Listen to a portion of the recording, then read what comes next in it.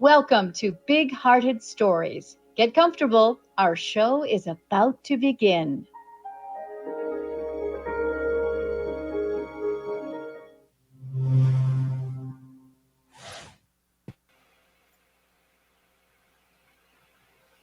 Here's a letter from one of their clients. Dear Meals on Wheels, office members, cooks, and all volunteers, thank you for your hard work during the serious epidemic, this difficult time. You're still delivering food to our home. I get emotional even thinking about this. It's not easy. We appreciate your warm-hearted help. These people need us. They need you. Please try to be generous. There are 3 ways to donate. There's a donation link. There is the QR code for your phone, and you can just send a check in by mail. Do what you can. Now, by the way, I'm already crying, and I haven't even gotten to storyteller number 2, Margaret Flannery. She is amazing. COVID-19 caused a lot of our plans to change. And this event is a good example of that, by the way. The time we were supposed to record Margaret called in to say she had been exposed to COVID-19 and didn't want to put anyone at risk. Now imagine you've applied and you get accepted, you can tell your story. And she was kind enough to say, look, I know somebody who's been exposed. I was around them. I don't want to hurt anybody. That's what this greatest generation does. This greatest generation is really the greatest. We have to support them. So anyway, after we recorded all the other stories, we went to Margaret's home with our video crew and we recorded her story outside in her garden. And Margaret is feeling fine now, thank goodness. And we're delighted to share her story with you. This is a story about a birthday celebration. It's an unexpected kind of birthday celebration, and it's on the other side of the world. So this is storyteller number 2, Margaret Flannery, Lake Rara. In 2018, my friend Anita Adhikari invited me to visit her homeland, Nepal.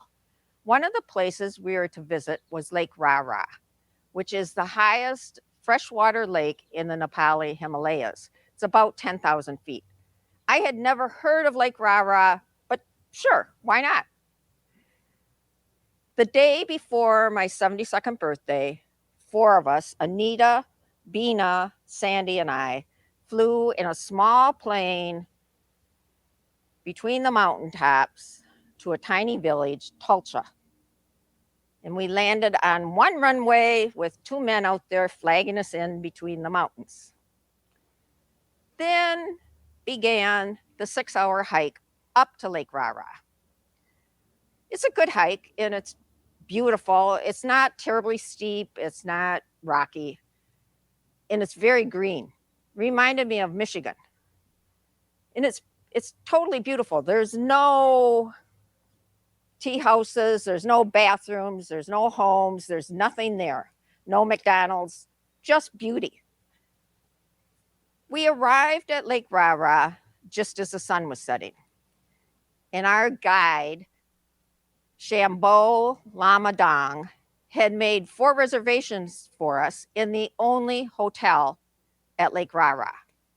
And, we each wanted our own room. So there were 4 reservations. And this was the only hotel, and it was definitely not a 5-star hotel. It was a no-star hotel.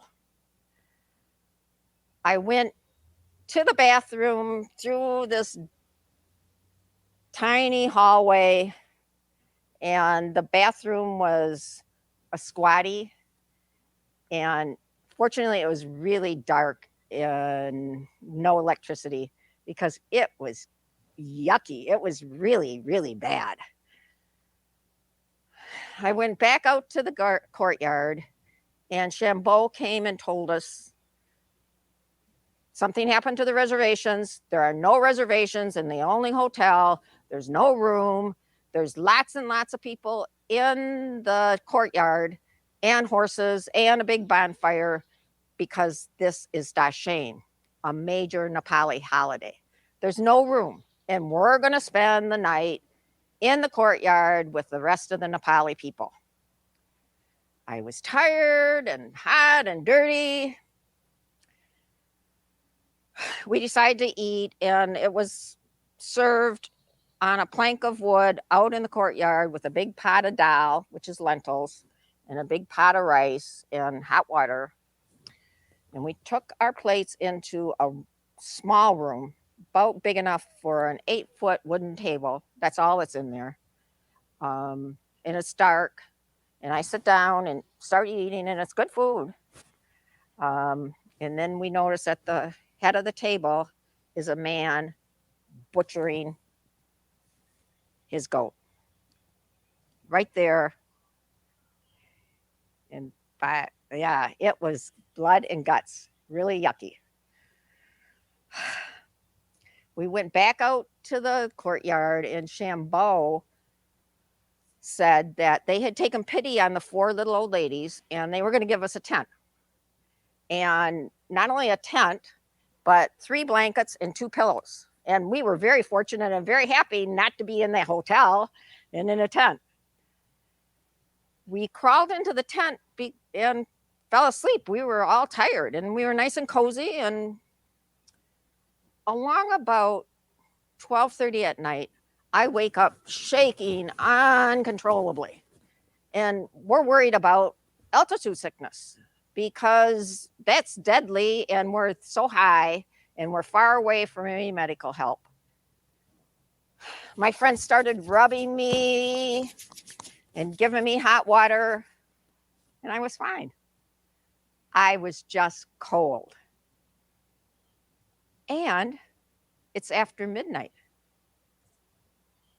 And my friends realized it's my 72nd birthday, and they sang happy birthday to me. It was wonderful. With the moon overlooking Lake Rara. It was great. In the morning, we went back to Tulcha, the tiny village, and stayed with a family in their home. We stayed with Prem and Sita and their 2 daughters. And Anita told Sita that it was my birthday and that I didn't eat sweets. Later in the afternoon, Sita brings my birthday cake, and in the middle is a kerosene candle and plain boiled potatoes. And it's the perfect birthday cake for me. I loved it. It's the best birthday cake ever. And the potatoes called to mind my Irish heritage. Of course I love potatoes. It was great. I love Nepal, and I love the Nepali people. And I came back to Michigan last year and began the old lady task of, throwing out the boxes and boxes of junk that I have. And I found a vision board, which I had made about 30 years ago. A vision board is a poster board where you put pictures or words or things representing what you want in your life, what you envision for your life. And I had pictures of a bike these are pictures I tore out of a magazine, and something about work and my daughter, who's very special, wonderful daughter. And I like to travel. And so I had, torn out a magazine, a picture to represent travel, just random picture. And there in the right-hand corner is a picture of Lake Rara. I was astounded. Remember, I told you I'd never heard of Lake Rara. This was just a picture I tore out of a magazine. And I ended up there. You can dream it, it will happen. Recently, I made a new vision board for myself. And right in the middle of the vision board is a big heart. I think I'm going to fall in love soon. Thank you.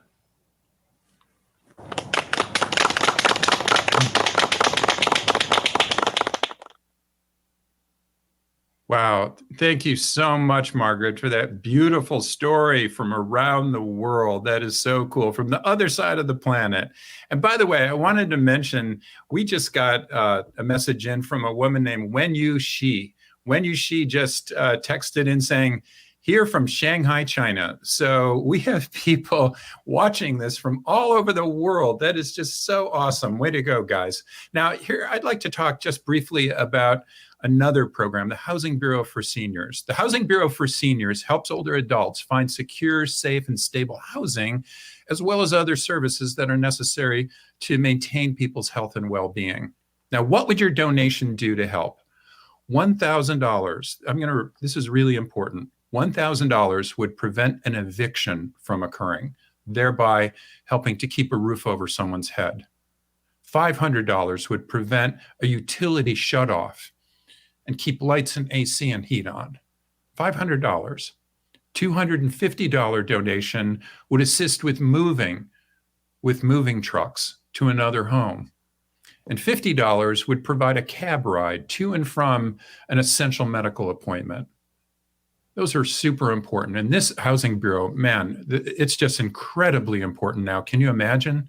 So again, 3 ways to donate: the donation link, the QR code, and the third one is sending a check in. So now what I'd like to do is introduce storyteller number 3, Mark Holland. Mark Holland is a professional. He is a published playwright whose comedies have been performed more than 300 times in the past 24 years. Mark played Atticus Finch and Willie Loman for the Ann Arbor Civic Theater. This guy is great. And recently he signed a deal to publish a trilogy of mystery novels chronicling the adventures of Guess Who, Ted Winkle, Private Eye. Digging this so much. So without further ado, Mark Holland, The Knees Go First. The knees go first. That's what I always heard. In my case, it was actually true. See, the cruciate in this knee, meniscus in this knee, and tendonitis in both of them. Nagging injuries, really. No different than your aches and pains, right? But the implication when they say that the knees go first is that other things are going to start to go. And for me, that was just a little bit higher than my knees. I'll explain. I went through a period of years where I wasn't taking care of my health. And by the time I actually got around to seeing a doctor, I was dealing with some conditions that I couldn't handle with just diet and exercise. So I went from being this guy who takes a couple of Motrin when he's exceptionally sore to taking 7 pills every day. I don't have to tell you, anytime you take a pill, there's a chance of a side effect, including side effects. And that's what happened to me. So, what is the complete last thing you want to do in a situation like that? Talk about it. Yeah.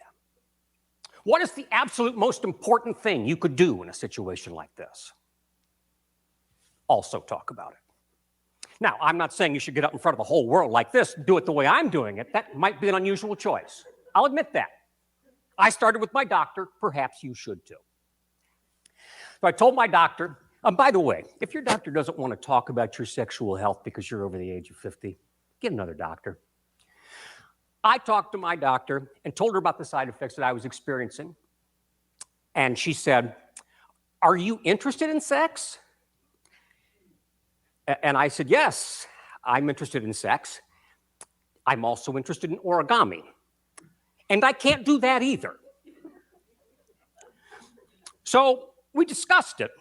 And these pills that I was on, this toxic brew, the thing is that overall they were working pretty good. So the agreement that we made was that we would stick with these for a little while, give them a chance to maybe even out a little bit. So this left things up to my wife and I and our creativity. So I talked to my wife about it, and she reminded me that we'd already changed our approach to bedroom activities when she was going through menopause. Well, now see, that's wisdom. That's wisdom. Comparing my situation to her situation. Where was my wisdom? Are we always telling the young kids, let's work smarter, not harder? But finally, my wisdom came in the form of an old story. A story about 2 bulls up on a hill. 2 bulls, an old bull and a young bull. Young bull looks down into the pasture and says, "I'm going to run down there and mate with one of those cows." And He's gone. The old bull watches him go and says, I'm going to walk down and mate with all of those cows. Wisdom. That's wisdom. What am I in such a hurry about? What are any of us in such a worry about? I'll tell you. We tend to get into a pattern, don't we? There's a step 1 and a step 2 and step 3. And even though there may be variations, our expectations don't change. But what if it's not step 1, step 2, step 3? What if it's just step 1? What if it's just step 2? What if it's 1, 2? What if it's 2, 3? What if it's 1, 3? Who cares? Who cares? For us, we had to remember that on the other side of that door was no one waiting for their dinner. There was no one waiting for help with their homework. Our time was our own. And here is your worst case scenario. Worst case scenario is you spent time in the arms of somebody you care about. Cares about you. Hopefully for a long time. Now, conversely, if it's been a long time since we got to step 3, it can happen very quickly. And then we just look at each other and we smile and say, well, hey, we're not getting paid by the hour. See, we got to have a sense of humor about it. We have to. Even though we're more skilled at many things, few of our parts work as well as they used to. So, yes, my problem was a little above my knees, but the solution was a little above my shoulders. Because your brain is the most important sexual organ. Use your creativity. Be patient. Have a sense of humor. Talk about it, and you can get through this and still feel like a complete person. You know, for me, what I had to do for myself and for my marriage was to take charge of my physical, my mental, and my sexual health. And I feel better. Even getting up here today and talking about it was cathartic. But I have to ask you, was it good for you? Thank you.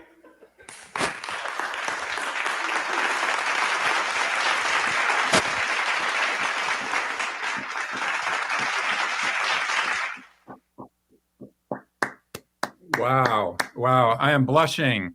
That was an amazing, amazing story, Mark Holland. Thank you so much. The needs do go first, but boy, that is so relevant. Thank you for providing that. Thank you for opening that story up and for being so vulnerable in that, because I'm sure a lot of people are thinking along very similar lines. Really appreciate that.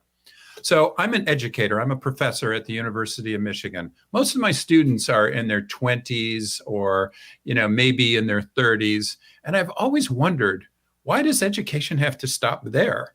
Why don't we have lifelong education? I feel like I want to be a lifelong student, but I also need somebody to help me with that. I need some sort of lifelong learning. The Osher Lifelong Learning Institute, or OLLI, O-L-L-I, provides stimulating, meaningful, and high-quality educational lectures and study groups for older adults who are 50 and older. And they're designed by older adults. I've spoken to them before. I love speaking to this group. They're stimulating and they're stimulated. They are totally into the things that I have to teach them and share with them. And I always learn just as much, if not more, from them than I have to teach them. I think this is a really super important concept, philosophy, as well as program. So please think about your donation going to this as one of the programs as well in these amazing Big Hearts for Seniors program. So what would your donation pay for? I always ask. Well, $1,000 would provide a senior residence with access to all of OLLI's closed caption recorded lectures for 1 year. That's cheap. Imagine how much tuition at the University of Michigan costs. That is so inexpensive, and it's providing so much for a person for a whole year. $500 gives 3 members access to their Thursday lecture series. I think I've spoken in a couple of those. I love that.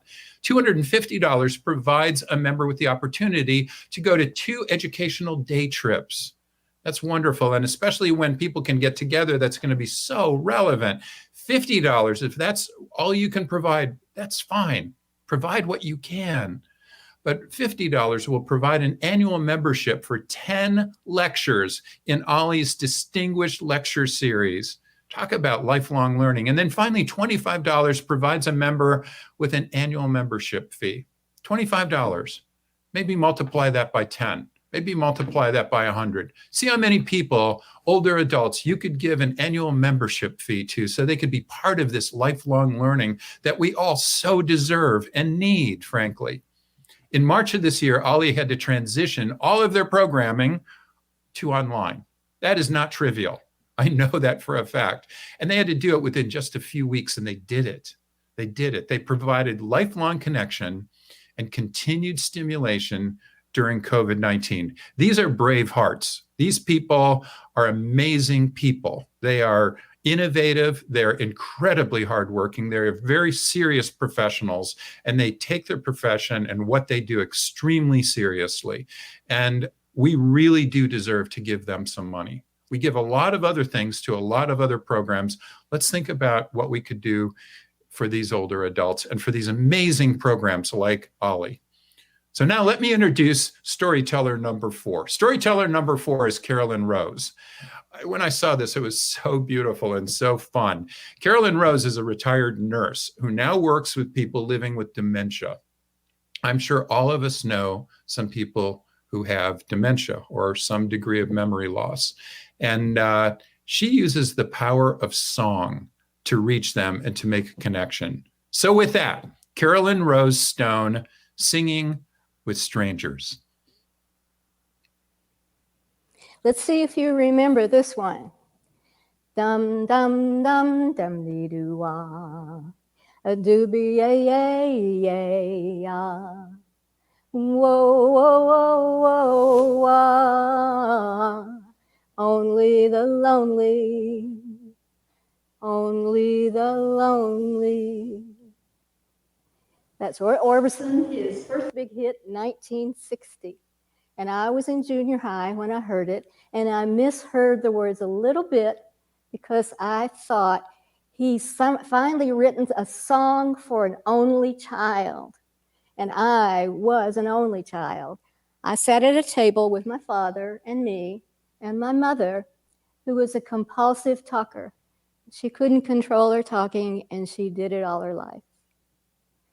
I would hastily eat, and my dad would too, and we would split, and he'd go to his newspaper, and I'd go to my room to play golden records.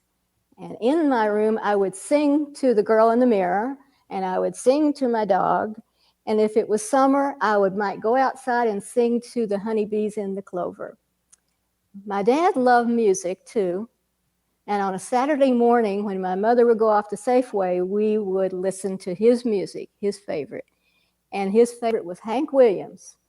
But I had heard my mother tell him in no uncertain terms, you cannot play Hank Williams in this house because he is a drunk. That's how it sounded.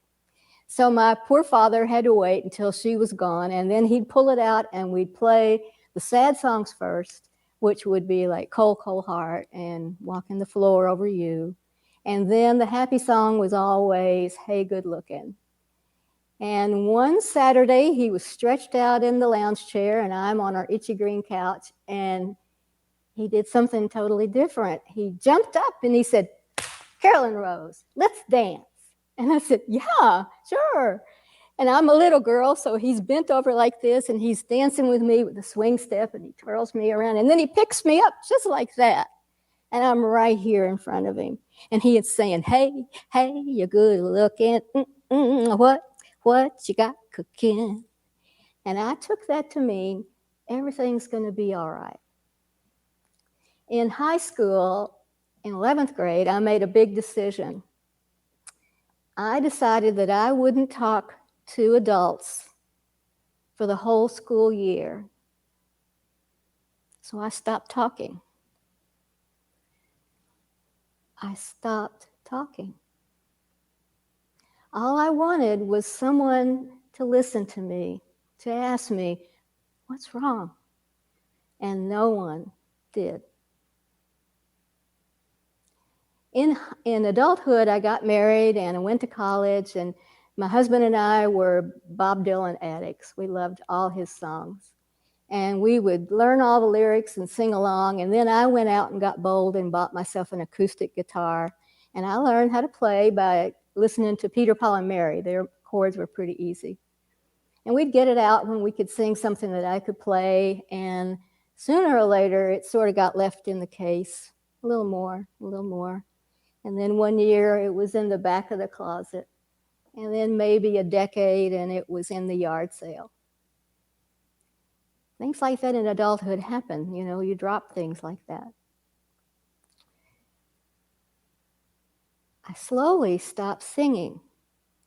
It slipped away. I didn't even realize it. But later in my years closer to retirement, I had friends who invited me to come sing with them. And they had been singing for years, and it felt like heaven. I had my own harmony, we were having fun, and it was the key that unlocked that locked door. And now I've sung with him 15 years. One fall, I was walking over to my bus stop on Packard, and there was a woman's voice, really loud, coming down the street, and I looked, and she was coming toward me and singing loudly, and she was singing opera, Italian opera. Right there on Packard Avenue in Ann Arbor, Michigan. It seemed so strange, and I thought, is that legal, you think? But then I thought, I want to do that. I want to be able not to sing opera, but to be able to not worry about what people thought of my voice anymore, not at all. And right on the heels of that, looking at retirement, I said, I am going to saturate my life with music. And it was not a goal, it was a commitment, and I've kept it. One day I had to catch an A-Ride cab, and the radio was on when I was in there, and it was Roy Orbison again. And he was singing In Dreams, that tragic song, you know, strong, tragic voice. And his voice hit me like a sonic boom. And I hadn't heard his voice in 50 years, and that emotion was right there, the same. That's what music can do. And I told the driver how much I love the song, and he said, I do too. I miss all those old guys. And I took that to mean the dead guys, the musicians who were dead. And we started naming them off. We got a long list going. I got Janis Joplin in there and Buddy Holly. And we were laughing, and I said, well, you sound like you're a musician. You seem to know a lot. And he said, I do. I play my little Stratocaster. I do, and I sing. And I said, oh, were you ever in a band? And there was a little pause. And he said, yeah, I was with two friends, and we sang gigs for 30 years. And then he told me that they had fallen out. And apparently it was something terrible, because he said, I can't go back. And those 4 words were like this, like the sonic boom. I knew what that meant. So before we were done, we were singing together one of the band's old songs, and he started it. I didn't even have to say it. Here we go. Up on Cripple Creek, she sends me. If I spring a leak, she mends me. And that was wonderful. Harmony, I was singing low harmony, he was melody. We sang all 4 verses of that thing, and we did 2 choruses at the bottom. And I even got the woo-woos in from Levon Helm, you know. I got them all in. It was wonderful. And I got out to say goodbye, and I said, you know, you might want to think about looking for someone to play with you, since you said you don't really have anyone with you. And he said, you're right. You're right. I want to see you again. And I said, well, I want to see you again too, because that's the best cab ride I've ever had. And that was the truth. My mind, my precious mind, is a jukebox. And I will never, ever turn it off again. Thank you.